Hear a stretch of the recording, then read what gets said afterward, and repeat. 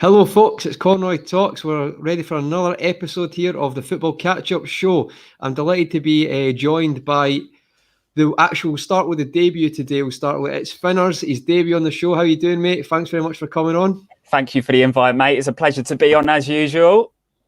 No, cheers, mate. Real appreciate it. And we've got, the man you've seen him a few times, Jersey Boy. How you doing, mate? You good? I'm doing good. It's been I think the craziest week of football I've seen in my lifetime. Absolutely mental. Well, I was saying that I was to be honest, apologies, folks. I've not had a show out the last couple of weeks. I was either not too well, and then I had a busy few weekends. So I was like, this week there's been far too much happened. If I don't put something on now, I never will, if you know what I mean. And as Jersey said, I actually think that maybe the only thing in comparison recently has been the Super League. When that announcement happened, it was a bit crazy. So, yeah, also Jersey was on that show as well. That was Ryan LFC's channel. So there's a common denominator here.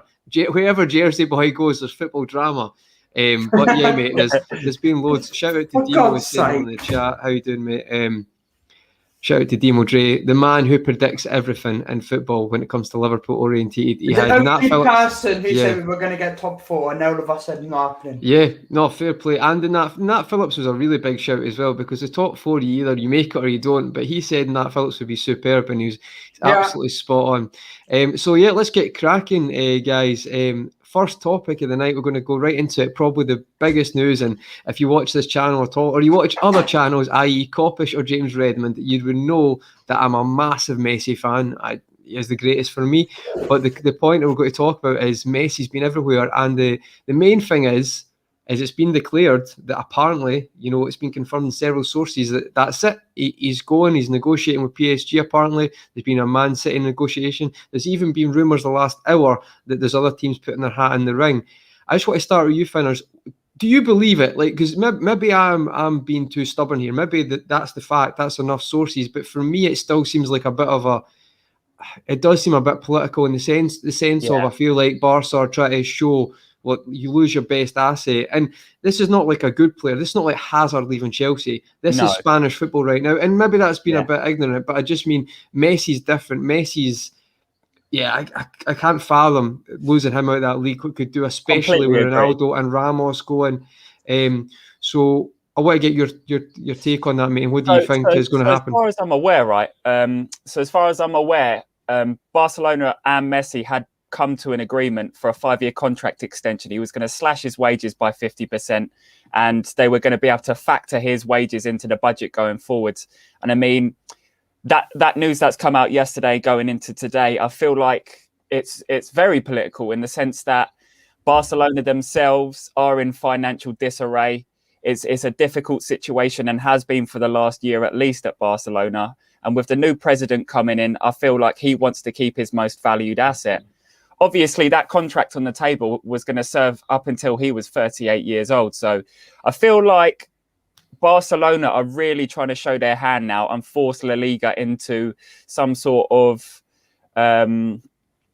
rescheduling of the financial side of things. Obviously, it's a difficult one because Messi obviously came out last year and said, I'm a free agent. Hold yourselves to the promise that you made. You said, if I was a free agent, you'd allow me to go. And obviously that didn't happen last year. Yeah, I do think there's a lot of fair points, Finn. I do think there's a lot with the president at the time as well. Is it Bartomeu? I always get his name wrong. And I feel like there was a lot of disagreements in there and the signings and the way it was being ran. So I definitely hear what you're saying there, mate. But I've got to be honest. I see when I'm hearing reports that Messi's devastated. I don't think they're lying reports. I do feel like this was cut and dry. I thought it was done. I thought the deal was sorted. People might be baffled that supposedly took a 250 grand, 50% pay cut, and people are still a lot of money. Yes, fair enough. But we need to remember football's a bubble, and he's the best player to ever play it. So I can understand why. So for him to still cut his wages, I feel like there could be more to this as well, mate. I feel like Messi does properly love Barcelona more than people fathom. I know people, Messi haters. I actually feel like he's probably, I could see something even more shocking happen in the next couple of days, that he maybe makes a decision that he wants to stay on, and it could, I don't know. I mean, I had a conversation the other day when it was saying about Gini Wijnaldum, I said the reason he's going to PSG is because that move that's ancestral money. Do you know what I mean? That's generations money. Whereas people say, well, why would you get double that? Because that looks after his great grandkids. So I don't know if Messi's maybe thinking now that he's already endorsements worth baffling amount of money, but maybe he's looking at that. And I understand that. I do understand that. And what's your take on the Messi situation, Jersey? Okay, so I'm going to go into depth quite a lot because I believe it's officially over. And the reason is because I watched this morning Laporta's press conference about the whole Messi situation and all that kind of stuff. So from what I know, as Finn has said, there was a contract, everything was agreed, but the president of La Liga doesn't want this stupid wage problems anymore. He doesn't want Barcelona to be run the way it is. Their wages are ridiculous. Griezmann's that is understandable. That is understandable. A bloody week. So they've got a wage cap, right? And there's another part of it as well. So if you guys didn't hear, there's a bank that's put 2.1 billion euros into La Liga to help, with finances, debts. Yeah, you heard about that kind of stuff. Barcelona and Real Madrid have refused to be a part of that. Mm-hmm. And the thing was, that money that was given there was La Liga's way of helping Barcelona keep Messi. Yeah. But the reason they said no is because these idiots are obsessed with the bloody Super League. And they know if they accept the money, they won't be part of the Super League. And that's why I think it's officially over, because it's Barcelona's fault, because it was the La Liga president said it was very simple. It's either you keep Messi, no Super League, you lose Messi, and you do the Super League. They clearly won the Super League more than anything.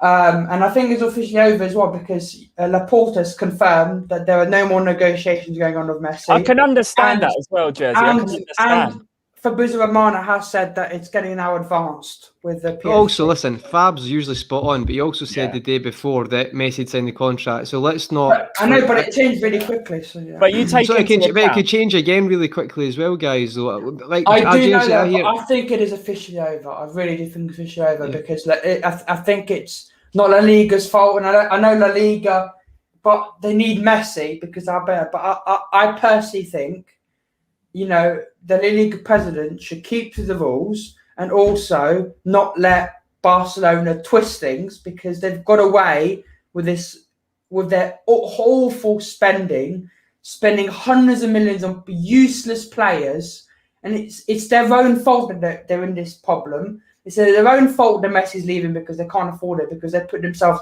in this financial situation. And 3, there's something this bloody Super League. They're the fault Messi's gone. So I don't think La Liga should bend over for them. I think they should just. I think if he goes to PSG, he'll have a really fun time with his old friends, and he could bring PSG their first Champions League. Yeah, no, Jez, we'll get on to where he could go a second. Honestly, mate, that's a really, really good input, because I say I've had a bit of a busy day, so thanks for that. I knew some of those points, but you've smashed that there, mate. Really, really informative. My question would be, Jersey, right? So, see what I can't get my head around with that is, firstly, from that, there actually was a possibility of keeping Messi. Like the La Liga had gave an option where they could keep Messi. Like they were allowed. So what you're saying is they were actually. I heard different rumours, but they were going to accept a 5-year deal or some form of that. However, the Super League thing had to go. It was Super League or Messi, and they chose the Super League. But see, to me, that the alarm bells are going in my head. That I've heard a few things in the last couple of days, not just with Messi, that I feel like the Super League thing, I didn't think it was. I knew it was postponed. It's not dead. I feel like there's murmurs, and Jersey, we spoke about this recently, that it's not just the Messi thing. I've seen a few things recently of behaviour of certain teams that makes me think that could come back, not in 10 years' time, that quicker than you think. Yeah. No, 100%. I explained. So basically, there was Barcelona, Real Madrid, and Juventus went to a court, the 17th court in Madrid, and they won. And this is what pisses me off and scares me: is all clubs lied. no club has left the Super League because we've signed a binding contract. And from what I've heard, if we want to legally lose the Super League, we're going to have to pay between 100 million and 300 million euros. Now, that's ridiculous. Now, if we have to pay that, that's FSG have to pay out of their own pocket. And that's not coming out of the club. But from what I've heard, there's that being as that. So we're technically still in the Super League. And also, the court has officially said that UEFA can do fuck all against all the teams. Yeah. So basically, no one can stop it. Except if every single bloody club paid the money and piss off, then. Yeah. But I don't think it's gone. It's interesting. It's interesting because there's definitely going to be more on that in the future. 100%. And Juve, Real, and Barcelona, they're three powerhouses. I think obviously the English teams ran away with tails between their legs, but now they're seeing all of this development happen. It's kind of interesting to see. It wouldn't surprise me. FSG would be the first people to sign back up. Honestly, if they knew that there wasn't going to be any legal challenges like that we experienced earlier this season, sign the paper. But John W. Henry will be straight there. I don't agree with it, but there is a sentiment, and even the teams who probably had more kind of culture is the wrong word, but had a bit more of a, this is the way we run things. We're even joining towards the end of that, a couple of days because they thought it was going to go ahead because they don't want to miss out on the cash cow that is that. But yeah, mate, 100%. But we'll try not to get too sidetracked with that because you could go into different rabbit holes with that. But the matter of Messi leaving and where he could go, I just would like a note that I thought about it, and it's like it is a bit. I actually hope he stays at Barcelona. I do, and I've had arguments about Messi all the time, and people are saying he has to go to other leagues, which is nonsense because there's a few analogies, but that in itself, you're punishing a guy for being loyal, also scoring against 26 goals against the top six. Ronaldo, it's not a Messi versus Ronaldo thing, but Ronaldo hasn't he scored more 29? He got 29 and he played in the league. So do you know what I mean? Yeah. Like, put that in. Just honestly, and if you watch the Copa America and people try to tell me he couldn't get handle, watch the tackles in the Copa America for 5 minutes of your life. Honestly, genuinely, it's nonsense. But the point is, to me, I can see him going to City, and I know how good he is. Everyone knows how good he is. And if you try to kid that, you're delusional. I hope he stays at Barcelona. And Liverpool's my team, but I think he's unbelievable.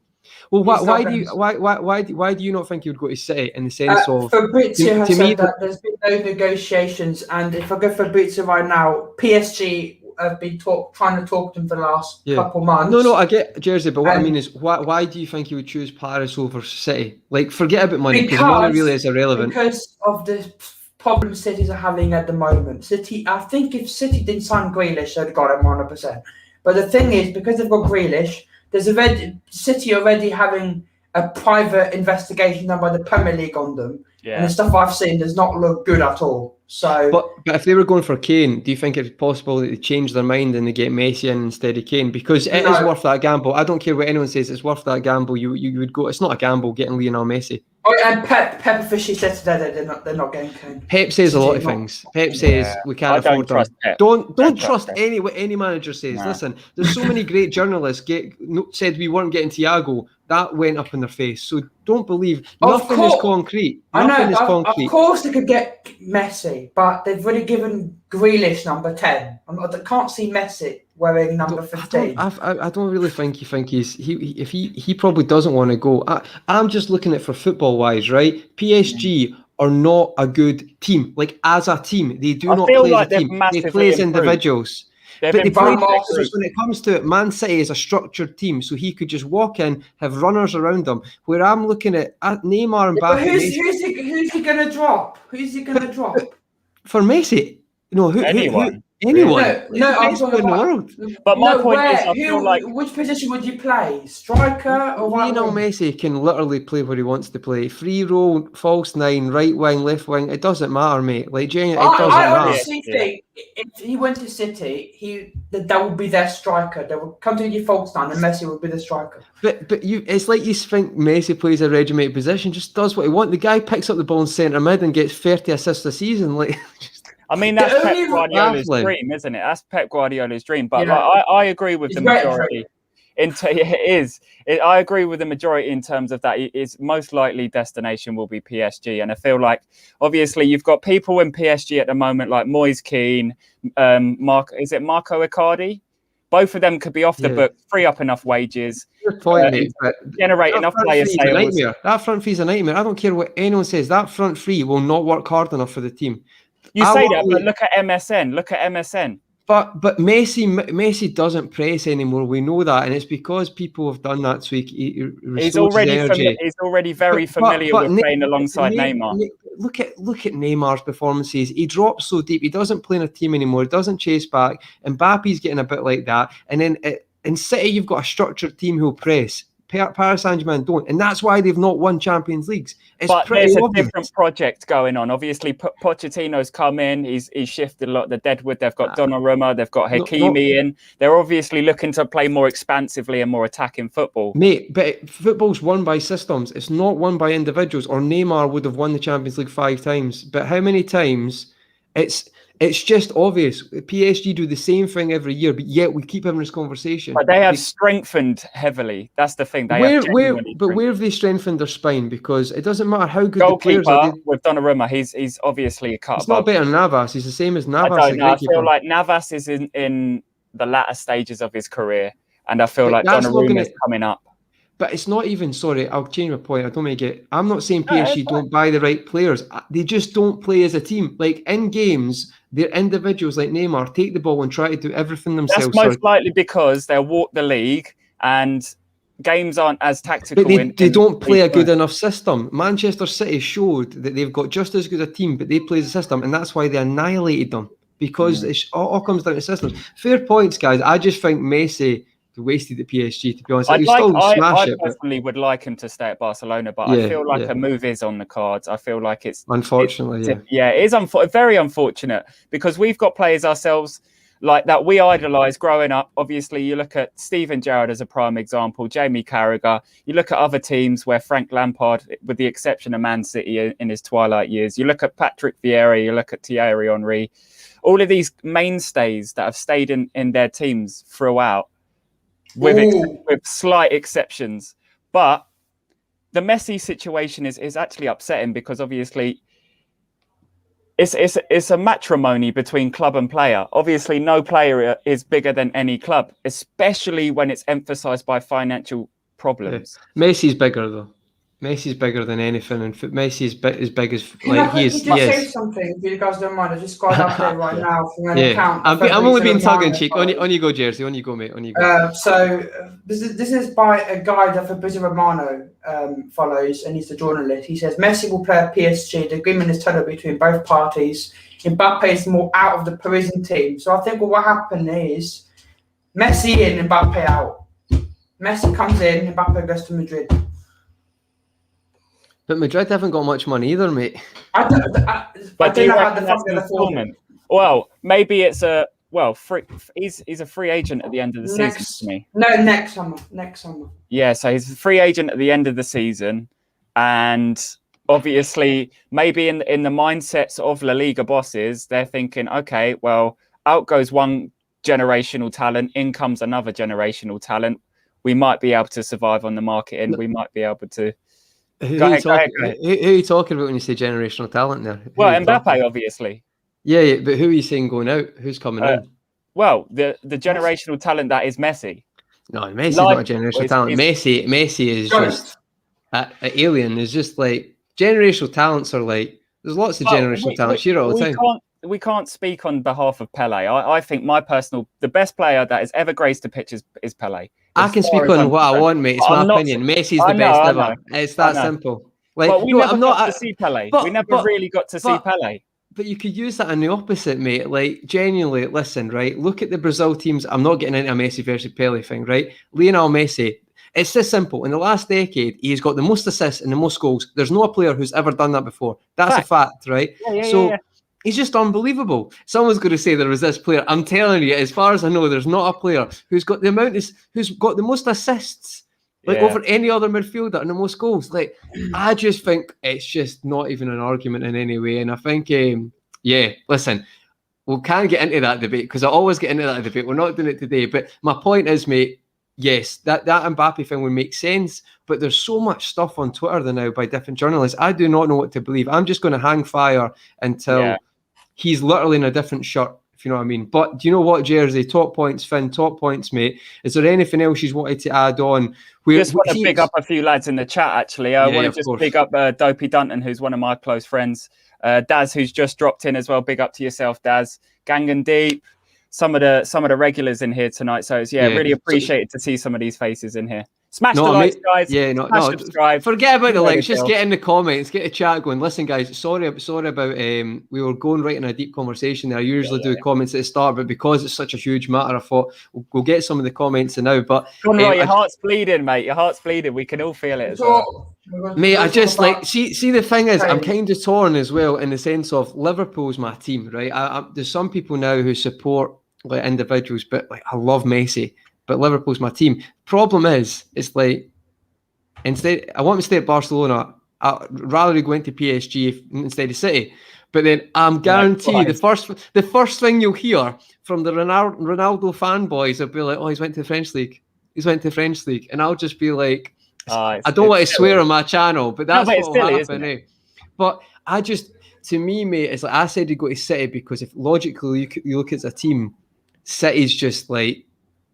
He feels like he could win the Champions League with City straight off. It's not an attractive destination is another thing. I don't think he cares about that right now, mate. He's only got 2 years left. He wants to get as many trophies, mate. He's got. I think what will probably happen is he will go to the MLS. I know. Sorry, I'll go through the comments now, mate. There's loads of comments, but he mentioned I think Barca's original 5-year deal was 3 years there.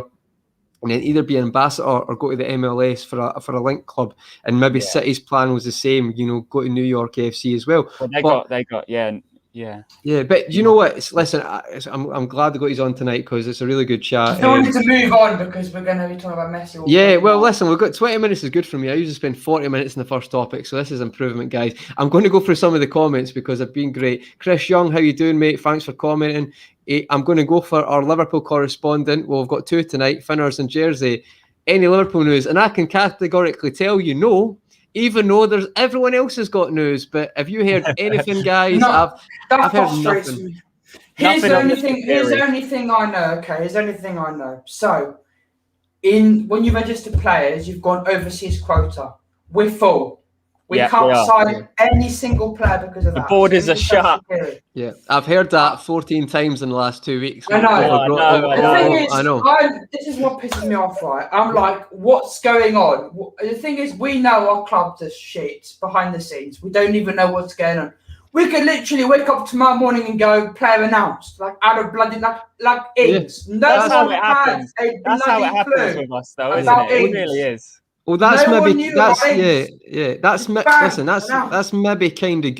I don't mind when a club does that, to be honest. See how Villa done Danny Ings like that, just straight off, and we've done that with Fabinho. Yeah. I think that's good how you handle your business that way. Yeah. I actually prefer that, to be honest. With Villa, obviously the main topics were surrounding James Ward-Prowse, and then suddenly Ings just comes through, and I'm like, what? I looked at my phone, I couldn't believe my eyes. I was astounded. We'll touch on Villa towards the end because we all agreed to want to talk about how good Villa's. Bit quiet on the Liverpool front, really, isn't it?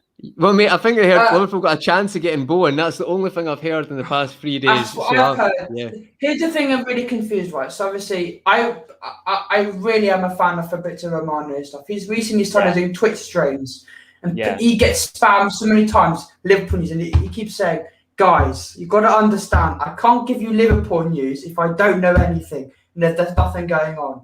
He says, in his opinion, Liverpool are focusing on outgoings because of overseas quota, etc. For Shaqiri and Origi, etc. And in his opinion, he says Liverpool are going to sign 2 players, a midfielder and an attacker.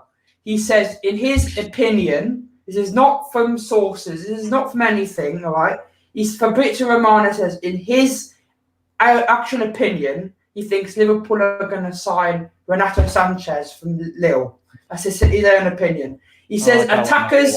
I don't know.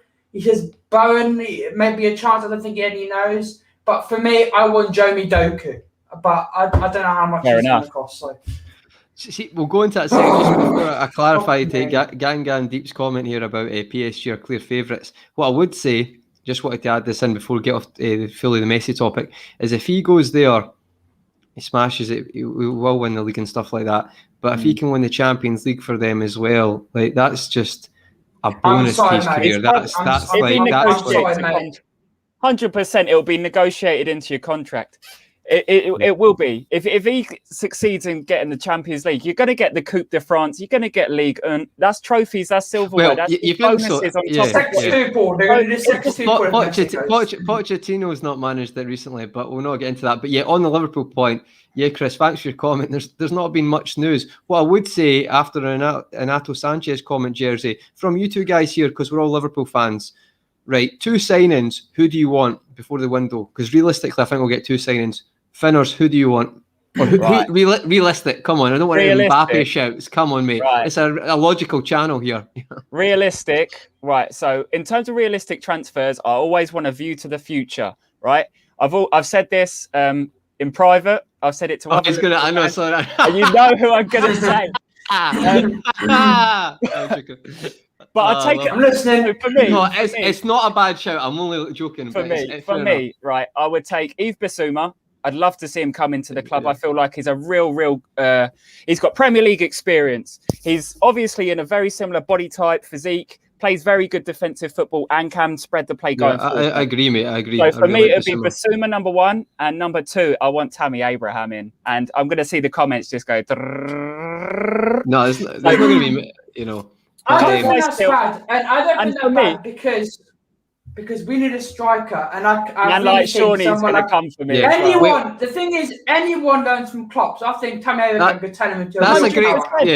That's a great comment. No, I'm getting away from the Messi thing, but he has to go to Stoke so he can prove he can play in a cold Monday night. Like, I've got a lot of time for that comment, mate. That's brilliant. There's actually quite a lot of Messi comments. Imagine Messi at City and him getting the Sean Dyche treatment.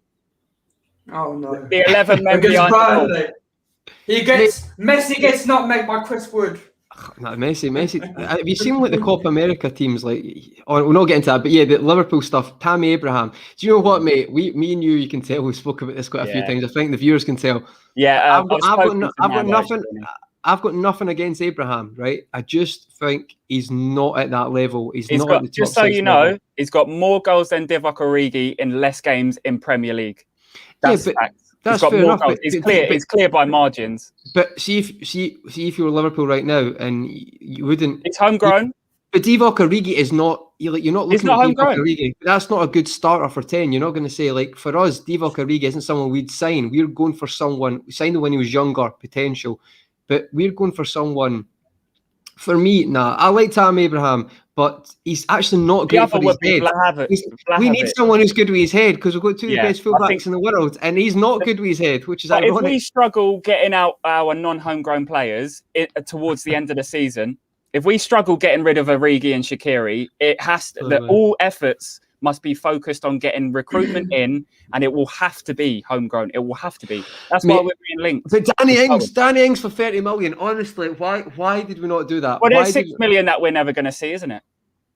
On the 20% sell-on clause. But mate, why could you Ings for 30 million? It wasn't 6 mil. It wasn't 6 mil. It was 2. When you got 2 mil. But Ings, we just not went back for Ings for 30 million. Do you not think that's a good signing? I think he would do bits. I think it would have been a great signing, a fantastic signing. He got games again, right? It wasn't like he was before. He needed those games under his belt. He was ready to come in, amazing at pressing. Yes, he's not really injury prone. He maybe missed some games this season, but we are depth in the sense of Jota, Mane, Firmino, and Salah. There's depth there already, and for me, 30 million for Ings is a steal. I bet he scores unless Touchwood gets injured, he'll score over 20 goals. I'm seeing transfer news where that Chelsea are even saying we're dropping the price for Tammy. He scores goals. He's a different dimension. He's homegrown. A lot of people completely condemn this Tammy talk, yeah. But we brought in a massively injury-prone Alex Oxlade-Chamberlain for £35 million, and that was 4 or 5 years ago. Now the market's changed completely. Inflation on top of that. It's a steal to get Tammy Abraham for £30 million, and if he does perform at a club like us, where he could thrive underneath Klopp, 40 million is not the price now. Chelsea are dropping the price. They're saying we want him off the books. And let's be honest, he is good enough to sit on our bench, come on and give a different option. There is Atlanta talk. But quickly, news. Fabrizio Romano has tweeted, PSG confidences last hours to sign Messi, negotiations have progressed. We've lost him, but you carry on, mate. PSG confidences last hours to sign Messi, negotiations are progressing well up to financial fair play approval. PSG are convinced they can complete the agreement soon. So I think in probably next few, I'll say again, embarrassing. That was embarrassing. I thought everyone else is getting so from what I'm seeing right now, from what I've seen for Fabrizio Romano, if the financial fair play approved, we might see here we go for Messi to PSG in the next couple of days. Let me say, it talks are quite advanced now. The thing is, Atalanta. This is what I've heard from Fabrizio Romano. So if Lukaku goes to Chelsea, Inter want Zapata from Atalanta as their replacement, and then Atalanta want a replacement for Zapata as Tammy, and I think they've offered 40. Yeah, I heard about that. So just so we don't go off topic on that. So your two, Finn, are Bissouma and Abraham. Fair enough, mate. Well, my two would be Bowen and Abraham if we don't get rid of anyone, yeah? My two, if we manage to get Shaqiri and Origi out, would be Vlahovic and Bissouma. Vlahovic, he's a great striker. Yeah. They're my two if we can get them out the door. He was the best striker in the Serie A last season. I've heard 7 goals in pre-season. I know. I've heard rumours though that he might be signing a deal, but I agree. For me, Fabrizio says no. He says it's not. It's okay. The talks, but it's not close. Good stuff. Jersey, who's your two then? So as I said, let's go overseas. So if it's overseas, I want Saul because I know Saul doesn't play well for. Of course he plays well, but he hasn't been playing a lot for Atletico. I think he's very good, and I think he could be very good. Obviously, we'll be in a foul Man United over him. But I like Saul, and I think he'd be a very good replacement for Wijnaldum. And I just really like Doku. I think he's such a... for me, between Doku, Damsgaard, I think them two are good. Obviously, Damsgaard was the Euros thing, but, I think anyone can improve on the clock. Or Vlahovic also looks very good, but Vlahovic have had 50 mil. He's got a very high ceiling, Vlahovic. But the problem with me is we have absolutely fuck all clue what our budget is. I don't know what the budget is. If it's to buy, there's no way we're buying those two because I just would like one. I just know for a fact as well that the contract extensions for Fab and Alisson, they'll be like, well, you got to keep them too. Well, that is smart business, though. They'll go, very smart. Van Dijk's a new signing. Elliott's a new signing. You know what they're going to do? They're pinching wankers, all of them. Demo makes a very good comment in the comment section. Brilliant what one is it, mate? I'll bring it up. Sorry, what is it? No way. I'm not taking Bernardo Silva. He can but he's Portuguese, and I feel like he would link up brilliantly with Diogo. Brilliant. No, seriously, if Bernardo Silva didn't do the whole incident on Twitter, I would take him in a heart, but he would be on fire. He does seem a bit of a prick, to be honest. I was going to say it like he is.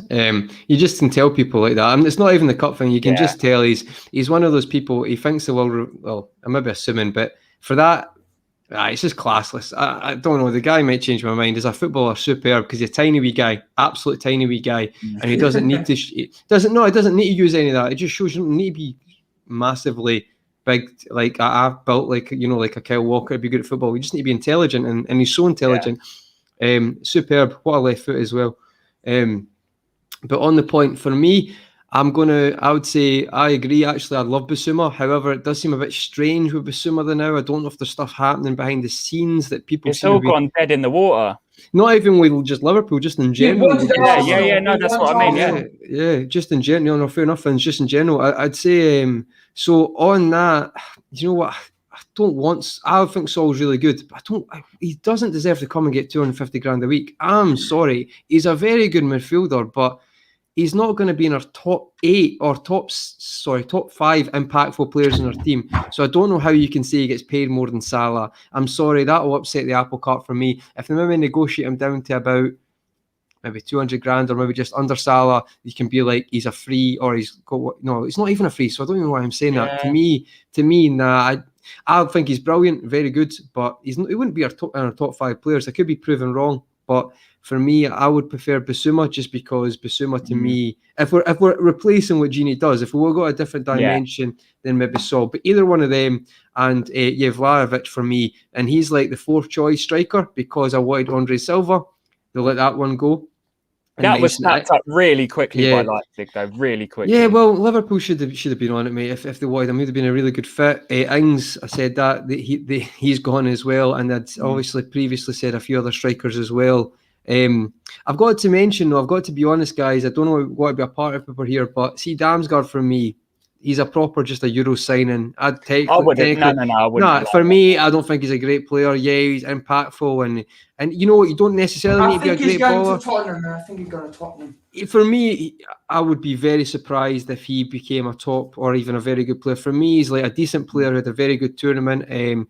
But then I could be wrong, because some players are just effective and they're better than a lot of technical players like we speak about. And I seen so much Tsimikas love yesterday. Yeah, he was brilliant. No, it was. But people try to tell me like technically he's better than Robbo. I'm like, I've been saying for the past 4 years, Andy Robertson, when it comes to like being a baller, he's never been a baller, but he's one of the best left backs in the world, because you're not a better left back than him. No one can defend as good as him, and just be that constant threat as him. And you don't get 39 assists, which is more than Ashley Cole, by the way, unless you're superb. And the consistency level, he is an amazing left back, and it's just funny when someone does well in a preseason game, how it's a comparison. That's definitely because he's Scottish, because if it was Trent on the other side, you wouldn't hear anything. So there does come that English tax when you play in England. I understand that, and there is that bias.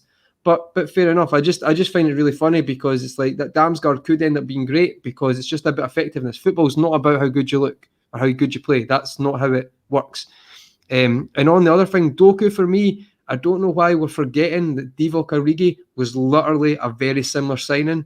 Belgium done well. Doku, I'm not, fair enough, your opinion, Jersey, he's all potential, no promise for me. He's very raw.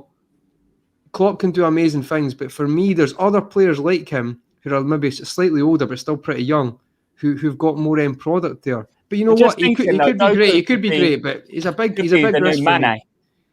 Yeah, but Mane was still pretty clutch at Southampton. He was inconsistent, but he scored a hat-trick against us, when we were 2-0 down. Doku, fair enough, though. I could be proven wrong, because a lot of people, I was impressed by him, but for me, he still looks quite raw. But we'll see. Especially for a winger, you need to have good end product, but we'll see.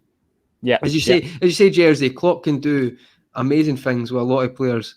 So watch this. We'll get Doku now. Sorry guys, I went on a bit there. I'm still trying to get used to this mic. I keep going like that, but the mic's here.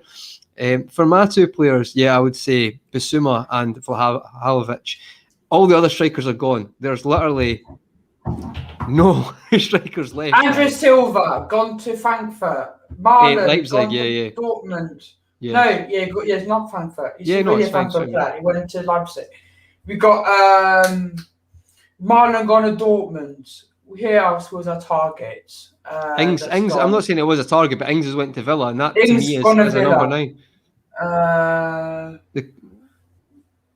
There's so many good comments tonight, guys. Thanks very much. Pedro Neto is still a Wolves player, but he's really badly injured, so he's not going to be back for a while. Don't tell Callum Sanderson that. He's still hoping. I think Cantwell's going to Villa. You think? What was that? You think? I think Cantwell's going to Villa this summer. I think Cantwell's going to Villa just because. I think Cantwell as well. I've heard rumours that Bailey's not. But they've got 100 million to spend, because the thing is, for the Grealish deal, they put in the release clause. They said if a club that was in the Champions League came in for Grealish and Villa weren't in the Champions League, they had to accept it, and the release clause was £100 million. Wow. So City went and said we want Grealish, and they paid, they've got 100 million to spend, so they've already got Ings, they've already got Buendia, they've already got Leon Bailey, which is the Jamaican superstar. which obviously Ryan is crazy about. No, he's very good though, Bailey. He's very good signings. Like I think Bailey will be superb. I think in the season that Norwich went down, Buendia created the second most chances in the league. So Finn, I've seen some assists by Buendia last season. Man, they were absolutely unreal. But see the thing, guys. On that, I'm telling you right now, right? I know sometimes you think I get a bit too. I'm not one to exaggerate easily. Buendia, I think for the first half of that season, Finners was the second most chances created for a team was Norwich. Like, put that in perspective. Mad, right? And then I hear Arsenal fans who are in it saying, "Oh, this championship baller." You don't know football if you don't think Buendia's class. Like, you generally just don't. Eye test, stats, like whatever you want. A little bit salty for missing out on him. They were definitely probably right, Finners. But genuinely, Buendia is superb. Danny Ings is superb. Leon Bailey is. So that's Premier League proven. Both Premier League proven. And Leon Bailey is. I think he'll smash it. I might be wrong, but hits free kicks. But Bailey to me will be great, and then because they've signed him like I don't know if you saw the Aston Villa chairman or the CEO coming out, it's like a kind of money ball. They've sold Grealish and got them in. I actually think it's very good business. The Ings signing is the icing on top of the cake, and if they get Cantwell as well, I don't think they'll get Cantwell jersey. The only reason is I think he'll be loyal to Norwich for another season. And then we'll see how he gets on after that. I'm not saying they will. I'm just saying I've heard rumours. Mate, you're the transfer correspondent, bud. I'm happy you're here because I have not checked much rumours this week. So thank you very much. And shout out to Black Hammer Entertainment. I've always liked Cantwell, but for me, Buendia, I always wanted Liverpool to get Buendia. So I actually saw the game of Todd Cantwell's debut. Unbelievable. The kid I think he was 17 when he made his debut for the first team, and he was cut above. I think they were playing in the Championship at the time. He was wearing a squad number in the 40s or something, and he was electric. Absolutely electric. Oh, he's so good. He's quite... The thing for me is... What would you say his best position will be going forward? Because I would say 10. He's kind of like... He's like a 10, he's not got great end product yet. He's not like a Maddison 10. He doesn't take the ball loads of touches and then whip it. It's more like he touches it, looks for it. He's quite flamboyant's maybe the wrong word, but they're different tens, if you know what I mean. Yeah, but he's I saw his assist the other night, and to have that, if he meant it, that overhead kick assist was outstanding. Can you guys hear me okay? Everyone okay? Yeah. That's great, mate. That's great. So I touched on a bit about Villa there. We touched on a bit about Messi, and I've got to be honest, we touched on Kane is next. Kane is next. So, jersey, I think you've covered a lot there. So I'll start with Finners for Kane. What the thing about Kane is he just came out before this podcast saying, "Yeah, I'm just going to bring that up for myself." Yeah, bring it up, mate, and read it out, mate. Read it out. Yeah, bear with me 1 second. Right, so Finn, give me 2 seconds. You read that out. I just need to nip and get other earphones. If you read that out, mate, I'll be 2 seconds. Fantastic. Okay? No problem. Okay, so the statement reads as follows. It's almost 10 years since I made my Spurs debut. For every one of those years, you, the fans, have shown me total support and love. That's why it hurts to read some of the comments that have been made this week, questioning my professionalism. While I won't go into the specifics of the situation, I want to clarify that I would never and have never refused to train. I will be returning to the club tomorrow as planned. I wouldn't do anything to jeopardize the relationship I have with the fans who have given me such unwavering support during my time with the club. This has always been the case, as is today, Harry. Bullshit. We know it's bullshit. I mean, my personal take on the situation is that obviously in these circumstances, when it's made such public knowledge that he didn't arrive at training and the second day in a row at training, I think the agent has pushed him to come out and make a statement. And the club has probably done it as well. The club has said, right, Harry, I understand you want out of the club. We all understand. We're doing our best to make the best deal happen for both the club and for yourself. However, that is unacceptable. To not turn up to training, you need to put a statement out to the public to kind of mask it. and dilute it down a little bit. For me, Harry Kane wants out. At the start of his career, he wasn't really trusted. He had to fight his way over numerous loan spells, even though he was of a standard where I think he could have actually progressed, even onto the bench for Tottenham. He went to Leicester. He was at Bournemouth. He's been at Norwich. He's had a lot of experience before given the opportunity. Now, fast forward to today, he's carried the club for the last 2 or 3 years on his back alongside Son. And the whole project has just hit a banana skin until the appointment of Nuno and Patrici and all of the signings that are coming in. And it's now in Levy's hands to provide transfers through the door and say, okay, are you interested in this project?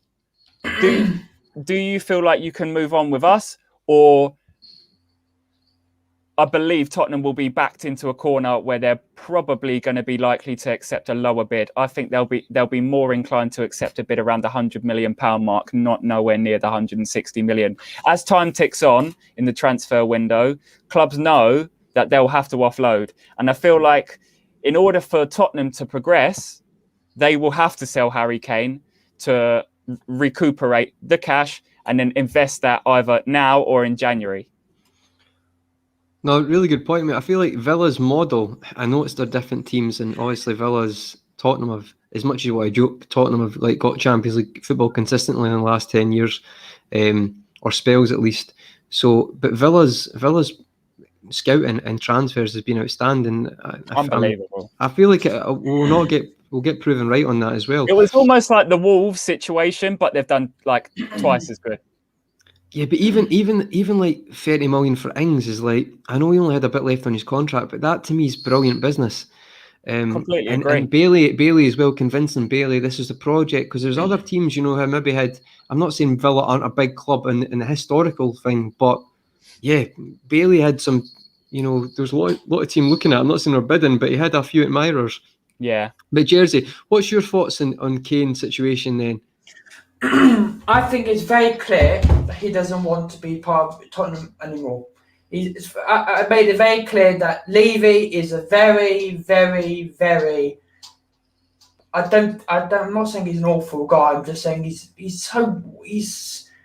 very bitter and not very good at negotiating with. He's like he's basically trying to kidnap Harry Kane. Yeah, but he is successful, Jersey, mate. Look at Bailey. He does. Modric, he seems to get, you know, the money that he thinks they're worth, or the value to that club are worth. And, you know, I'm not going to give him a hard time for that. At the end of the day, if that's my team, he's making it difficult, because he's a good businessman. He's a good business. I understand, but for Kane, you know, I think it made it very clear that Kane doesn't want to play anymore. And I think at some point, Levy just can't keep hold of him if he really wants to leave. He does not want to stay at Tottenham because he's going to win. Fuck all. Tottenham don't win any trophies. They're not a winning club.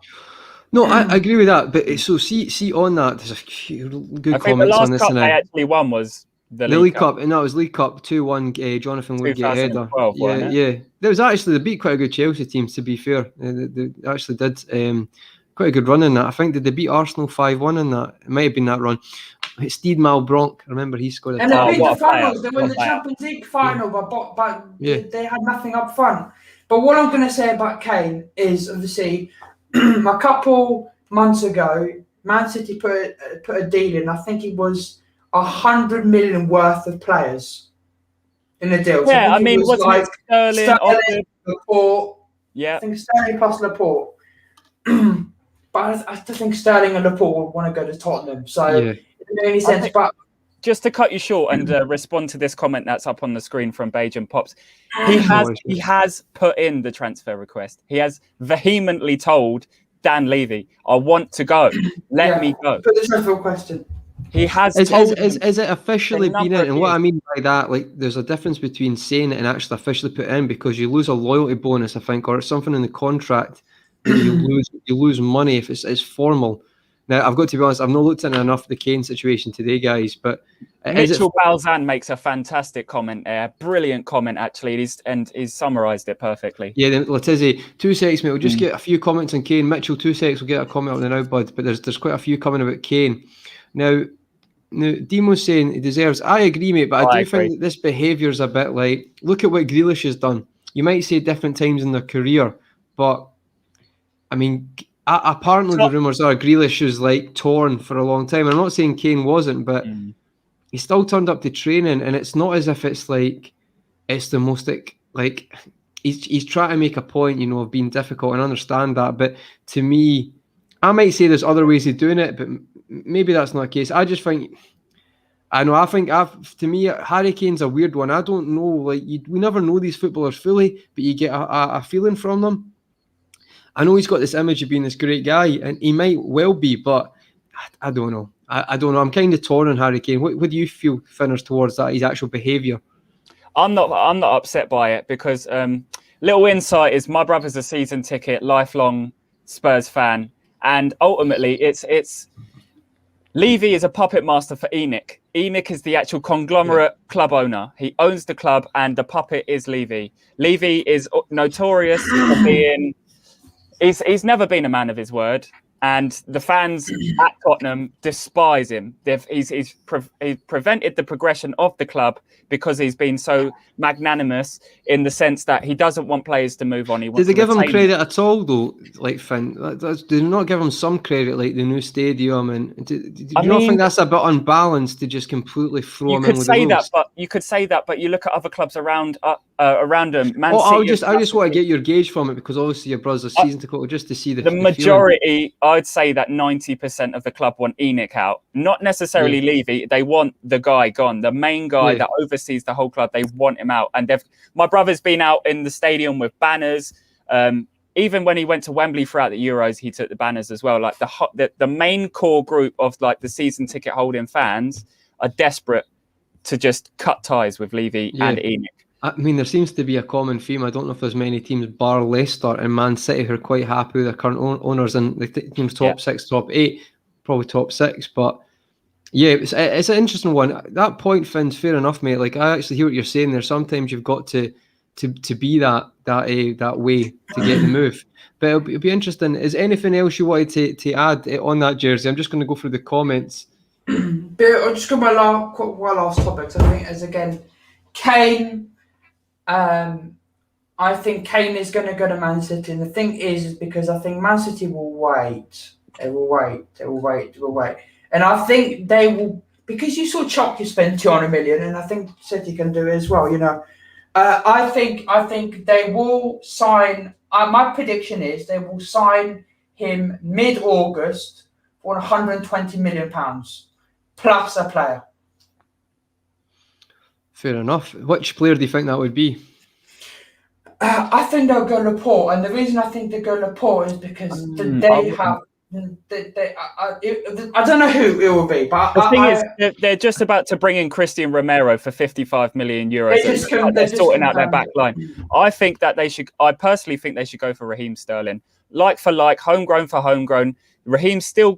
I think he's 26, 27. I don't think Raheem Sterling's going to Tottenham right now. He's in his peak years, but he won't want to go. But again, how much? You can't make him go. But you can't make him go because he's got a contract. So it's like, I get what you're saying, but if he says no, I'm not going. It's the same with Kane. So they're both just going to rot and fester at their clubs and not be able to maximise their potential. But I feel like there's more chance of another team coming in from Sterling. If City pulled that card, he would say, well, I'm going to move to this other team. Because I do feel like there's a few teams who would go after You've got to think Sterling. as well, Raheem Sterling's a Wembley boy. It is North London that he would be moving to. He'd be back around family members. That it's a lucrative offer. Obviously, the silverware's not on there. But if you're Dan Levy and you're shedding all of this money in terms of wages and the player transfer, you can bang 200 grand a week on Raheem Sterling. No, I get what you're saying, mate. The only thing for me is Sterling had a probably pretty...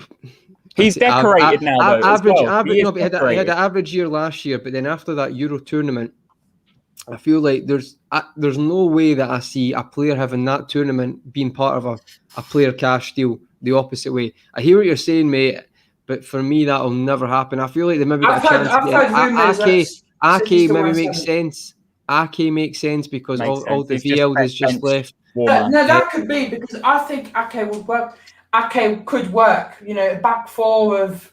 I don't think he's good enough. I don't think he's good enough to start for Spurs, though. I disagree. I like Nathan Ake. I don't think he's been given a proper chance for any big team. I've been impressed with him. He's Bournemouth always played quite a lot for Bournemouth. He did, but I'm saying a top team, top 6 team. I'm saying Bournemouth played open, expansive football. So when you play like that as well, you're 1-on-1 a lot. I like Ake. Yeah. I think he's a good ball player. Yeah, I get what you're saying. I might be wrong, mate, but I do think Tottenham need to get strength and depth in their back line anyway. They're in a very similar position to us where they need to move out Deadwood. They need to move out Deadwood. Yeah. Bernardo Silva, I heard, is going to La Liga. I think I heard Atletico want him, so it might go to Atleti. Yeah. So I don't know. I don't know what's going to happen. All I know is I'm quite confident that City will sign Kane, and the only 2 signings this season will be Kane. I feel like this Kane deal will be a bit of a merry-go-round. It will be a bit of a merry-go-round. One player's going to... I feel like a club, as soon as one of these clubs strikes, it will just trigger a whole merry-go-round of movement. A domino effect. Yeah, possibly, mate. I've said that like a couple of months ago. That could happen. Oh, okay. Demos just said Romero's confirmed. Confirmed. So. Yeah, we're catching up on the comments now, guys, regarding Kane. So, Bajan Pops LFC was saying, thanks for the comment, mate, was saying, why Finners? He has a 6-year contract with 3 years left, so why do Spurs have to sell? Also, remember the World Cup is a year away, so why won't he stay on strike? So why? So yeah, because I understand that it's like Kane. If the window finishes, Kane's going to play because he wants to get in the World Cup. So just what's your take on that, Finn? He's such a natural finisher that I feel like he could sit on the bench for 6 months and still get selected. Nah, but then that for me that you lose respect to other players. I know, but the thing is, I mean English player. I don't mean Kane. I agree. You can't pick a player who's not played for 6 months because your integrity as a manager. But then who knows, man? England managers have always been yes men. A lot of them, haven't they? Exactly. No, that's not Southgate. Southgate though. Got to give Southgate credit. Bajan Pops makes another really good comment here in terms of if Nuno goes with a back 3, then Ake would make sense. And it is highly likely that the system that he'll implement is a 3-5-2. Because what he does is he likes to use the expansive wing backs and then have that 3 at the back, like he employed with Cody and Willy Bolly, and then he's got Matt Doherty would work, there. Honestly, Doherty, Doherty will be right back of the year next year because I'm telling you, in a 3, Matt Doherty is amazing. In a 4, not so good. I agree. No, that's why Doherty's been shown. Oh, are you still there, Finn? I'm here. Here we go. Yeah, no, listen, I actually... You still there? He's still there.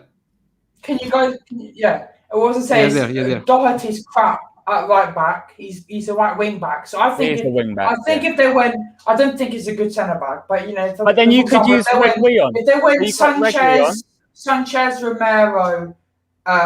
Ake and then Reguilon and Doherty's wing backs, and then that sounds pretty good. And then that Galini in goal as well, because it looks and Ndombele and Højbjerg in midfield, and a front 3 of, let's say, Kane goes, Vlahovic, and they've got money to spend, and Bergwijn. Nuno's, to be honest, I don't understand. It makes sense both transfer wise, financially. It makes sense to just sell Kane. Yeah, well, Doherty, like genuinely, see Doherty for Wolves was outstanding as a right wing back, like genuinely outstanding. That goal he did against Man City to win 3-2. But it's not even that. See the full season. He was that team was super. He was very good, and that's why I'm more sympathetic with Doherty. I actually think he's a great right wing back. Because I watched them a lot that season and they were superb. But some great points, folks. I'm just trying to catch up the comments here. So keep treating players the way he does and promising stuff, right? About Levy. Yeah, no, good point, mate. The bill money, yeah. I think we got quite into that. Is there anything else you want to add on about Kane or Levy? No. Some of these comments are wicked. Carry on reading them out. Through the comments. Mitchell, sorry, mate. I said I'd read this comment 5 minutes ago, but it's been great. The comments been class as usual, guys. No one wants to be Letizia, giving all your talent to a club and not really winning anything. Fair point, mate, but I do feel like I heard a quote this week that Letizia said, he said, even if I got offered 150 grand a week, I don't know if I would have been able to turn it down, because it was 10 grand, I think, when Chelsea offered, or 15 grand, and now it's 150 grand. So I think even though there's inflation, I do think like the money is the change in how much the money is. As I say, that's looks after your family for generations. Yeah. So I can understand that, but I've got to be honest, it's like the Alan Shearer one's the best one. Alan Shearer won the Premier League and he was content for the rest of his career. Yeah. I do think there's some players out there like that. They don't need loads. They just need that. They need something. But everyone's different. Some people, I don't know. It's like we talk about Gerrard. Gerrard won every trophy apart from Premier League, but still won lots of trophies. And it's like, but he is Mr. Liverpool. Like that community, that the internationally, they just love him. The club love him. I was at the tour.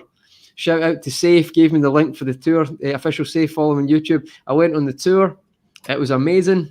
I was at Stag Night in Liverpool, went on tour, it was amazing. Then I went in the museum. Obviously, there's been a lot of changes with Klopp, the trophies we've won, the success we've had. And it was just like, I saw the Gerrard FA Cup, you know, the shirt he wore in the last minute, at Millennium Stadium. And I remember watching that game thinking, I thought that was a goal from FIFA. You know, in FIFA 6, we used to shoot from there. And it was like when he scored that, honestly, I've got a photo, I'll put the photos up later. I just couldn't believe it. And it was just, I understand. You're probably right, Mitchell. I think with the increase in money as well now and the Matt Le Tissier comparison, but I don't think Matt Le Tissier is necessarily, you know, unhappy. I think he's pretty, I guess it kind of matters where you stay, but what I would say is, see Jack Grealish leaving Villa, for me, is a bigger thing than people maybe looked at, because when I watched the video and watched the interviews, you can tell that he's a proper Villa man. Like, he loves Aston Villa more than anything. And for him to leave, it's probably a really good comparison of what it's like nowadays for even modern players. It's Jack Grealish, I guarantee you, will probably play for Aston Villa again. That's probably his aim, to go and win a lot and retire at Villa and come back first. I firmly believe. I might be wrong. I agree with you. I think when he's like 30, 35, he'll do like. I think he's contracted into his next season, going back to Leeds to finish off his career. I think he'll just come back for the last few years and retire at Villa. But I feel like it's in his aim to definitely be, or even, it sounds a bit mental, but I could see him, if Villa try to go in this trajectory, to go and win some stuff for 5 years, and then not maybe when he's at, you know, Milner age. I think he might go back a wee bit earlier than that, but could be wrong. I usually am, so I won't worry about that. It has to be fun with that. Sorry, guys, some great comments. I'm just trying to catch up, man. Jeez. Great guys. Shout out to Dopey as well for being in it, mate. Thanks for joining in. It's been superb. Daz has said I'd take Adama Traore. Hold the thoughts on that. We'll finish with the last comments round, right? Because I know Coppish is going to start soon. I know. Hopefully, folks stay on. You can always, you know, catch up later on. They'll do the rival watch first anyway, so you can always watch that later. But we'll do our last topic, folks, right? So the last one, we just talked about it there, a nice segue into it, is Jack Grealish. Jersey, what's your thoughts on the record-breaking Premier League signing? We nearly never got to this topic. There's been that much bloody news this week. It's like £100 million for someone that gets shin splints every 6 months is... I get shin. Lots of players get shin splints. FSG would never put that money down for a player with that. No, I was going to just say, so my opinion is obviously a lot of people are going to be like 100 million. His disciplinary record is diabolical as well. I know, but he loves his suspension. A lot of people will say 100 million is too much, but I'll explain. As the CEO of Aston Villa said, they put a release clause in his contract, because he just signed a new contract, that if a Champions League club, there's a Champions League, that is not Villa, because if Villa are in the Champions League and the Champions League club come pouring for him, they will not stand in his way. And to make sure that didn't happen, they thought £100 million would be okay. But we know Man City, they have the money. So Man City came in and said, okay, we'll sign him for 100 million. But the 100 million was release clause. If they said anything under 100 million, they wouldn't have anything. It's not English tax. It's just the fact that they wanted to keep Grealish under all circumstances. Yeah, but that's fair enough. Do you know what? That is fair enough. I feel like he's protected himself. He's protected the club. He signed that contract, and that's a fair negotiation. Come on, you can tell that Villa and the player are on good terms, because they came out, and you could tell it was hard for him. But you understand why he has to make the move. But the main question we're going to talk about is, you can look at stats with 6 goals, can't remember how many assists, but he done a lot for Villa. Villa have got a decent team now, probably ironically a very good team now going into next season, but a lot went through him. Yeah. How good can Jack Grealish get? All joking aside, how good do you think he can get as a player? Can I rephrase the question? Will he be better than Leroy Sané, Bernardo Silva, Riyad Mahrez? Will he? Is this transfer going to elevate the team? But I do think it's a bit different. I feel like you talk about Bernardo Silva. That's probably not a bad comparison, but on the other foot, because I think he can drop in the middle, but also be out wide like Bernardo Silva. I was just generalising any like wide forwards. Yeah, really. No, I agree, mate. It'll be interesting. I'm very intrigued to see how Pep Guardiola uses him. To be honest, that's the most intriguing. Because you've got Foden there as well, who has very similar ability. But when you think about Foden, you think about false nine, wing forward, or centre mid. I think with Grealish, you'll probably start to think the same, that he can play in various positions. 7 or 10, I would say, with Grealish. But especially, someone made a really good point. If you look at that team, and to be honest, City steamroll teams who sit in anyway. But even to add to that, you've got another attacker who's going to actually commit defenders, play quite good against a low block, find the pass, or at least commit them out because he can run with the ball pretty well.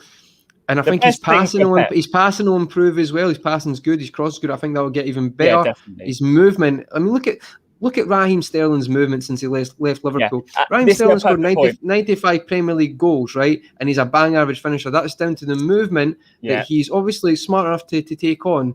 But that just shows you what Guardiola can do. So, sorry, Finn, what are you going to say, mate? No, it's perfect to summarise about Sterling and how he shaped him and developed him. But the great thing that you can say is that Jack Grealish wins so many fouls. And so does Sterling. If them two are both on the pitch simultaneously, it's foul central. No, I get that, but we City... And they're going to have so many... Is that as much a strength for City? I get that. You look at it like this. If Kevin De Bruyne is fit and you've got Sterling and Grealish playing, if they go down, it's a good point. Yeah, set he's just pieces are ping in free kicks all season. No, I take that back. I'm not saying that. Yeah. The thing that Liverpool struggle with mainly is the low block defensive teams. Your Sean Dyches, the Brightons. Yeah, but City don't struggle with them. That's the ironic thing. City destroy them. Expansive, and they can just open up the system anytime. Yeah, but it's not just expansive. You're right. Liverpool can play expansive as well, but City play a certain way that basically they end up in the edge of the box. I spoke about last season, and then it's like a pass across the goal. So like the way they play their numbers is it's a lower chance of missing. You know, if you look at the goal Sterling scored, for example, and stuff like that. They do play different ways, and that's down to the movement. The movement's outstanding by the front three linked in with fullbacks. I'm gonna have to go. I really need the bathroom. But all right, on you go, mate. No worries. But take care, mate. Thank you for having me on, Conwell. See, mate. Take care, Jersey, mate. We'll finish up, mate. Take care. But see on that, Finn. We're just talking about the Phils. Great point. I don't know what I'm talking about there, but what I would say is, City are a flowing team. Is what I mean to say. Whereas I think with Villa, it's like, right, he needs to calm the game down a bit, and that's a strength as well. But it'll be interesting. He's definitely not going to have to carry the team as much. I don't think he's going to have to get filled as much. I think there's going to be a bit more of a change to his game. It'll be like he can express a bit, and and maybe. I don't think it'll be the same. I think obviously it's a different team and there'll be less pressure on him. So completely. Or maybe there won't, because he's a record-breaking signing now. So who knows? But it's going to be think the shackles are off though, aren't they? Because he was the face and the figure of Villa. Yeah, because if you go to Grealish now, you've got De Bruyne. Like, we don't even talk about Sterling because they're the finishers of it. But like De Bruyne and you just picture the fact that Kane's transfer does go through and he does go to Man City. He'll be the figurehead. Grealish is there for vibes, to go down near the penalty box and just get Kevin to just bang him in. Yeah, mate, it's like, I think there was a comment earlier, is the league over if they get Kane? We're not talking about that. We're trying to be positive on this channel. And we're not a Liverpool fan channel, we're a neutral channel. We're talking about all football, but we know we're both Liverpool fans. So, I'm not Kane. You know how I feel. They're both superb, so we'll see what happens. But some amazing comments as well. Yes, big up comments as well. Yeah. I'm just going Mr. 4-0 himself. Mr. 4-0 himself. Yeah. Not got it right one shit, Bizzle, but we love you, mate. And if you like the battle raps, check out Mr. Bizzle himself, Mr. Bizzle Bond. Follow him on Twitter, Instagram, Premier Rap Battles, YouTube as well. Superb. Jack Grealish is worth it. Demos, how you doing, mate?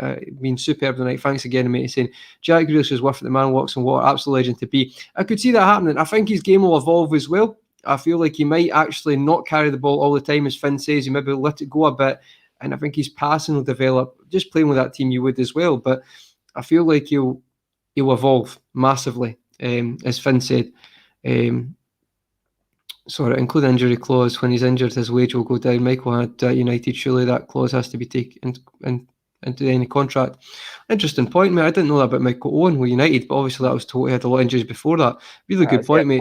Dopey, you've been superb as well. Is that your friend you said, Finn? Yeah. So you've been superb, mate. Yeah, superb, mate. He definitely improved City's team. Well, no doubt about that, mate. He'd be absolutely superb in that team. Yeah, it is phenomenal, but he probably would have to do it less, but he'll still be superb at it. And maybe focus on the one-on-ones, if you know what I mean. Actually try to get a team in instead of actually slowing the game down sometimes to let his team get in a good position for set pieces. It's going to be very interesting. When teams play the low, shout out to Dopey, when teams play the low blocks, City will need Jack. He attacks defenders, and if that doesn't work, then he can get a free kick, whip it in. Yeah. Then spin with. I agree with that, mate. I really do. Ironically, I'd say Liverpool could probably deal with that more because City still do steamroll teams. It's the way they play definitely is better. Pass people to death, don't they? They just and I don't even mean Liverpool can't win that, but you just see City in so many games will just get that goal and then they'll just beat them. Whereas I think Liverpool in some games, the later it goes on, we all get a bit stressed that they're not going to score, and then they eventually do. But I think City just do it with such ease at times. And I think, would you agree with that, Finn? Yeah, no, I totally agree. One thing I didn't even comprehend really is that I hope he settles well into the fold. It's all well and good, £100 million and having the ability that he has, but the grass isn't always greener. Okay, you might get success, but Riyad Mahrez got signed for £50 million and sat on the bench for the first season. I know, but Mahrez is a pretty successful time, mate. Won a lot of trophies, and he had a great season last year. Scored a lot of goals. Guardiola will rotate, though, mate. Like even a Mahrez, you'll still play games. Because he's got the depth, though. He has the depth. Yes, but Klopp is very much like, this is my front three, and Jota's changed that a bit, but Guardiola will have 5 attackers and he'll play a lot of them all season. Because I think in that season, Mahrez still scored that cracking goal against Brighton the final day of the season. I might be wrong. I'm sure it was that season. The frightening thing about City is the versatility of every striker they've got. But Guardiola does put that in his system. Like everyone, when they come on, they're ready to do the job. So that's a strength as well. I feel like, we spoke about this before, mate. I feel like squads are 14 players now. It's not teams are 14 players. It's not 11 players now. And that's why we need to get a bit like that. When we're looking at a striker, we're like, well, he's not going to play. That shouldn't be the attitude. It should be, we need to add to our armoury. Sorry, get them socks pulled down short. I'm going to me twice as much in the sky blue kit. I've got to be honest, mate, right? Him and Ollie McBurney, is that not against rules? Sometimes I question it, because is there not someone saying they have to be, or the shin pad? Because it seems like the smallest shin pads in the world as well. They literally are. I think they're literally. He's always had the same. As he's got older, his shin pads have stayed the same size. Someone's got to look at that. There's got to be regulations in place, because if he breaks his shin, it's like, Why do you think he gets shin splints and so many shin injuries? Well, that's a bit. But that's the way he plays, mate. You can't change him. That's how he plays football. No, exactly. If the league done a team on paper, they were completely different. Sounds a bit familiar. Super League. You know what? I get that, bud. Like, and I'm not gonna. I said it before, like tongue in cheek, but I kind of meant it. Like a couple of weeks ago, if they get Kane and Grealish, didn't think they were going to get Kane and Grealish. so now it looks a bit stupid, or smart, depending on how you look at it. But I just for me, it's going to be difficult, but I think shout out to LFC Day Trippers. Keith made a really, really good point on that. He said, "Good old Keith, I like a bit." Yeah, the cracking, great channel. If you don't follow it, he's probably doing anyway. But go and check it out.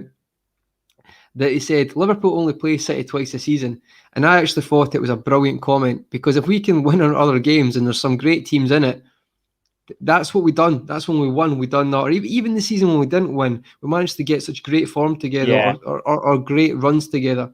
So that's how Liverpool need to look at it. One game at a time. We only need to play them twice. They're 2 cup finals, but if we can do it, and we've beat them before. Even the game when we won the league, we beat them 3-1. I mean, City actually started that match like a house on fire. Then we get away with a penalty probably. Fabinho scores a screamer, and then Trent switches it, Robbo gets it, back post, Salah header, Lightning were 2-0 up. We've got that performance in us, and with the team coming back, I think we can do it. From when he's a kid, they are. That is mental. So I'm going to have to phone the FA. That cannot stand. I'm sorry, right? That is crazy. Greg Dyke on the blower. Mate, I'm going to get him suspended for the first 3 games. So let me phone. No, start one of those government petitions. No, I know. So listen, Finn, we've covered quite a lot, mate. I was going to aim for about an hour 50, an hour and a half. Listen, do you want to chat about anything before any of the comments? You want to chat about anything? Just chuck it in. Happy to stay on, but I've got no topics off the cuff unless you've got any extra topics you want to touch on. One thing I think Daz is up at the earlier. I can't be bothered, Daz. Shout out to Daz TV. Go and give him a wee like and subscribe if you've not. Daz was saying about Adama Traore. This is one that I actually could see happening for Liverpool because I think his price has been reduced that much that I could see us going for it and adding to our front line. What's your thoughts on Adama? Because Daz absolutely loves him. He's stealing a living. I wouldn't go that far. He's absolutely he's stealing a living. He contributes nothing as a forward. What does he do in terms of he's an anti-stat padder? He's an anti-stat padder. He'll pass the ball and he'll move the ball forwards, but he doesn't register assists. He doesn't score goals. The reason he lubes his whole body up is because his shoulder dislocates so often, and his medical team said, "You've got to do this, otherwise you'll keep doing you dislocating your shoulder." Finn's I feel like we don't. For this one. As soon as the comment came through, I was like, "But I wouldn't." Do you not think he's a threat though, mate? Like even Spain took him because he's he's an impact. He's got a blistering pace. There's so many positives, but for me, if you're going to come into the side, you need to be able to contribute with goals and assists. If you're coming into our system, you're going to have to be able to cut in on your left. If you're going to be backup for Mo Salah on that right wing, you're going to have to be able to contribute. And so often, more than not last season, we lacked with how clinical we were. The guy is opposite to clinical. We need clinical players in the side now. Really, really good point, mate. The thing I would say with Traore is, and that's no hate on Daz. Daz got brilliant. No. I think he's stuck. Listen, I've stuck by Liverpool near number 9 for 6 months. Daz has said that about Traore at the same time. Well, I would say Traore's best season was with Jimenez, and he was good. Like he wasn't just lucky; he was very good that season. What I would say with Traore is we would need a number 9. Like for me, there's no point getting him, and I might be proved wrong there because Klopp can do some amazing things, but I just think if you have a number 9, that for me. That's a great plan B off a bench. Bring a Traore on with number 9. We've got Robbo, we've got Trent. They're going to be fizzing balls in. If you got a number 9, would you say Traore would be a good acquisition to add to the team for like 15, 20, 25 million? I think it would, to be honest, mate. I mean, you can say that, but with how Shaqiri has been implemented over the last few seasons, he looked amazing. The game that he came on and played West Ham, we won 3-1 earlier in the year. Shaqiri came on, had an amazing impact, but he's going to be, if Adama signs, he is more than likely going to be limited to appearances. Yeah, but to me, he's been an impact player because he's basically a right winger, right-footed, just pace, crossing it in. I know he's got a bit more to his game than that, but to me, I've seen enough of him to know that he's not out. He can't cut it. I think if Wolves make him one of their key players this season, you'll see. I know exactly what you mean, mate. But see, when Luis Enrique takes you to Spain, he can obviously has an impact when you're chasing a game. So for me, if you could get him for 15 million, or 20 million, that's not a bad signing. Bowen would be a better acquisition. He's got more goals. I agree. I just think realistically, Traore could happen. That's all I'm saying. I think that could happen. But I agree, mate. For me, swap deal for Origi would be nice. Well, no, let's move on. Wolves are touted to be interested. Wolves are touted to be interested. If we get 10 million, we'll do great with Origi. I mean, 20 million is ludicrous right now for the games he's played, and he might hit that form again. I wouldn't want to use a non-homegrown player position on Adama Traore, unfortunately. So just on that, right? Let's talk about Bowen, because I liked your little comment there, because I kind of secretly really like Bowen, but apparently that's not cool on Twitter, because no one's watched FSG's model for the past 5 years and how it's been successful. You can't say that. Be attractive. Bowen and Tammy Abraham are never going to be attractive. But Bowen is literally like a Mane signing, it's the exact same. Yeah. It's not different. It isn't different. He's probably got better running stats and covering ground that Klopp would eat up and love that. So I don't understand why there's this shock. Like, I do not get it. You've not. For me, that is a copy and paste FSG model signing, and it's worked in the past. So you can criticize FSG about many things, or make it but the way they operate with those transfers has been very successful. There's been some ones like the Minamino, but they're not really. I call that a FSG winger signing. Like that, they have worked out. I appreciate all the people's comments coming in as well. It's like I totally agree with in terms of if your opinion is how it is.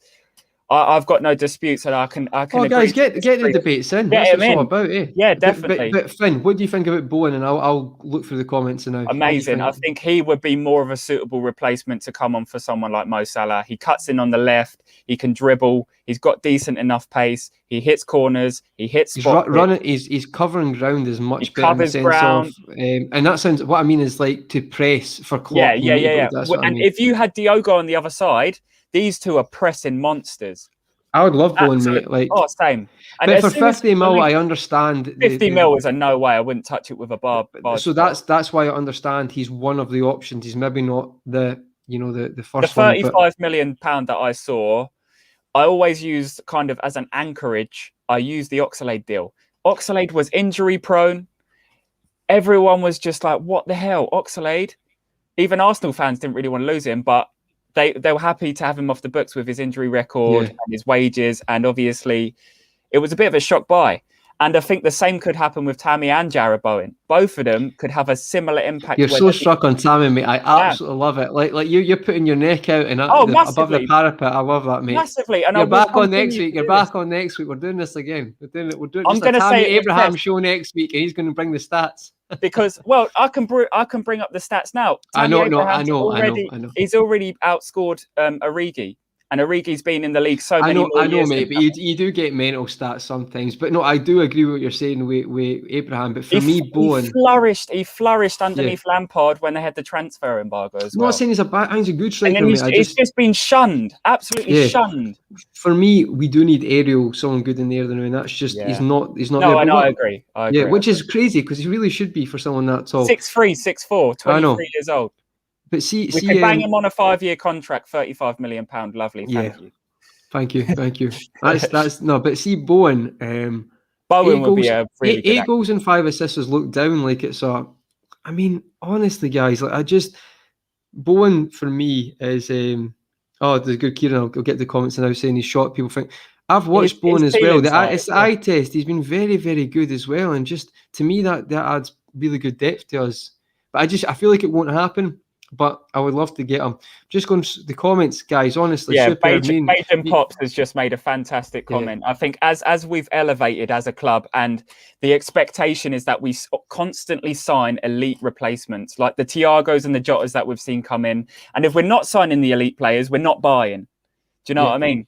And I feel like Bajan Pops has smashed it on the nail there. The wider fan base are just not happy if a name like that's thrown into the mix, without knowing their true potential or how they'll integrate into the team. You know how much the sports science stuff has been kind of looked into, the Moneyball side of things, FSG side of things, the scouting department. Demo back at it again. We agree, mate. We agree. Don't you worry. If Demo says it, I'm actually inclined to believe him, because whatever he says about LFC turns into gold.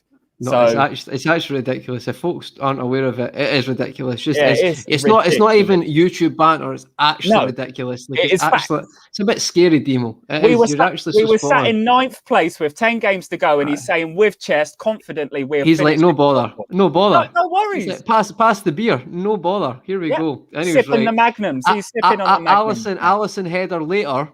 Last minute Allison header later, and he's like, what are you worried about? Told you. Fair play, mate. Fair play.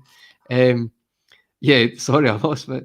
Little presser works hard, and I feel like that sums up for me. I'm shocked so many think Bowen is bad. 2 years ago, he's West Ham's best player. Souček was probably the best player last season. Yeah, Bowen in a good season as well, though. He was pretty good. Yeah. I think if you even look at Philippe Anderson, the hype with him. That was crazy. €36 million. Yeah.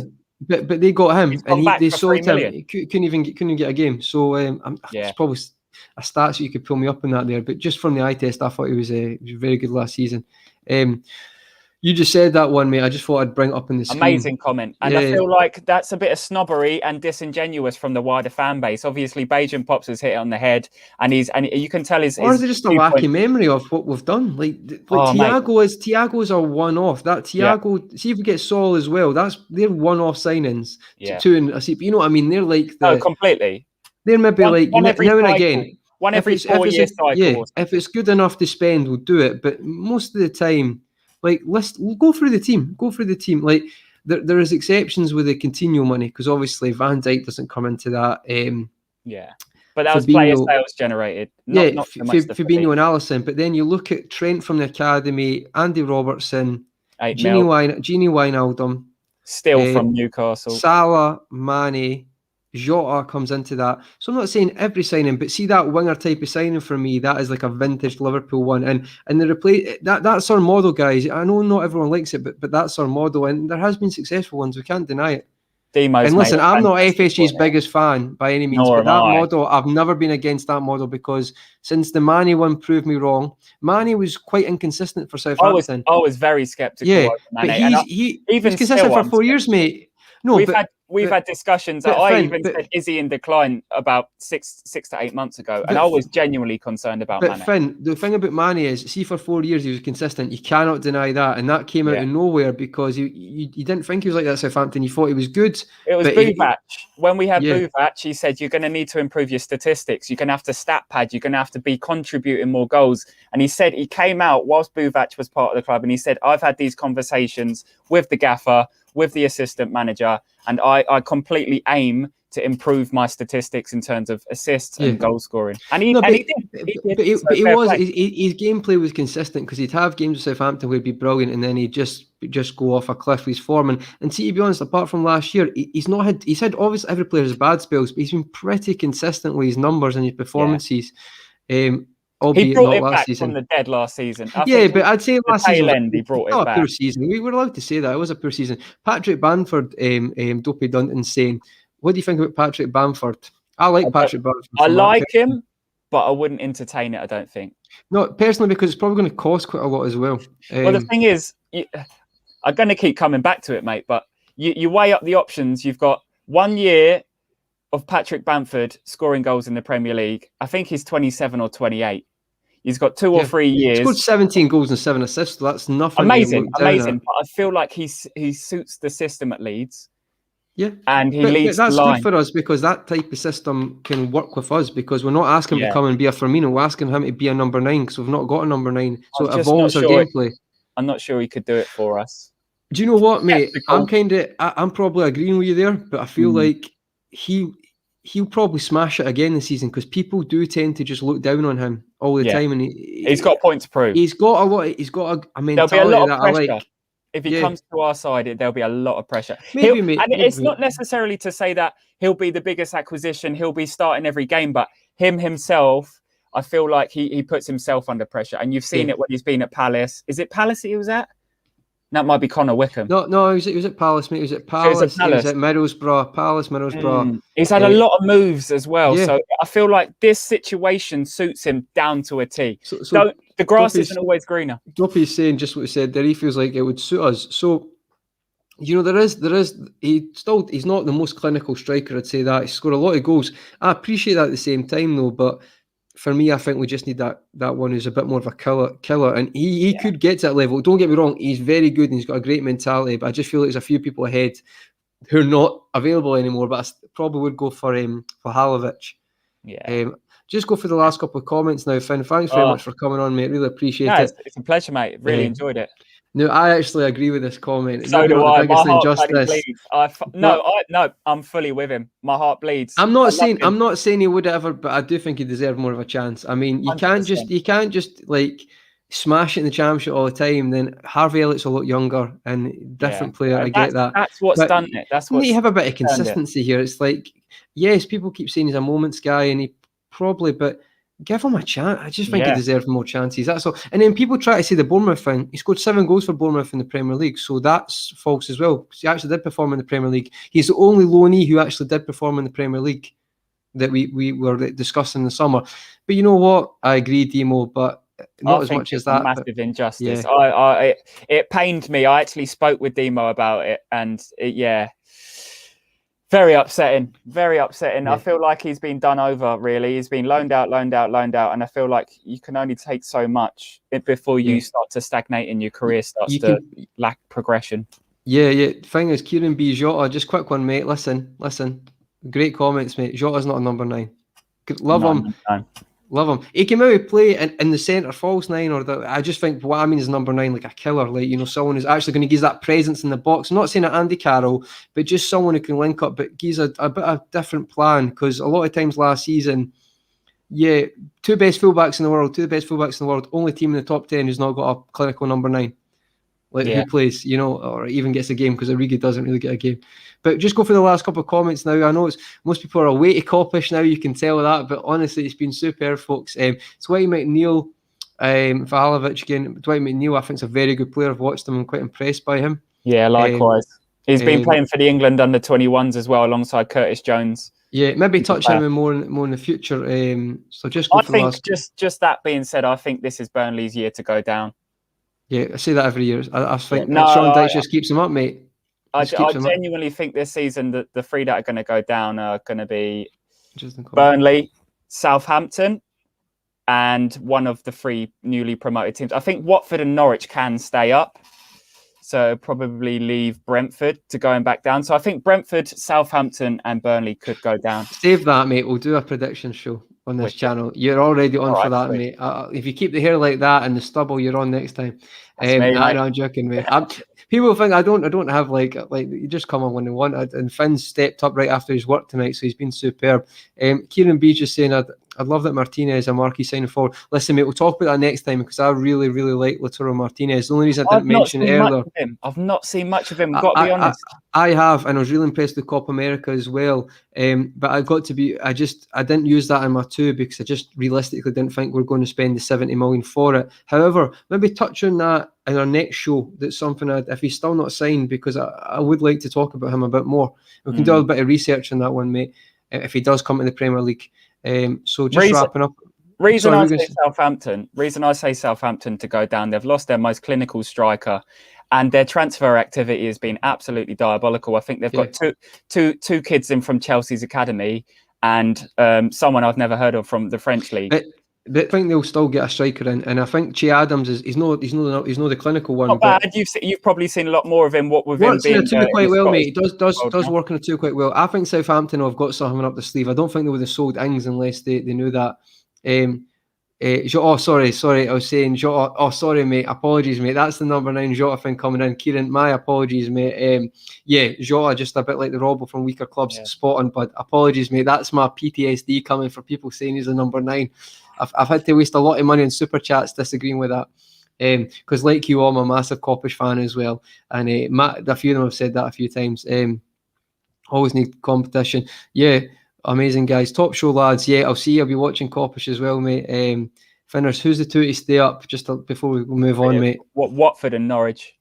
Yeah. Fair enough, mate.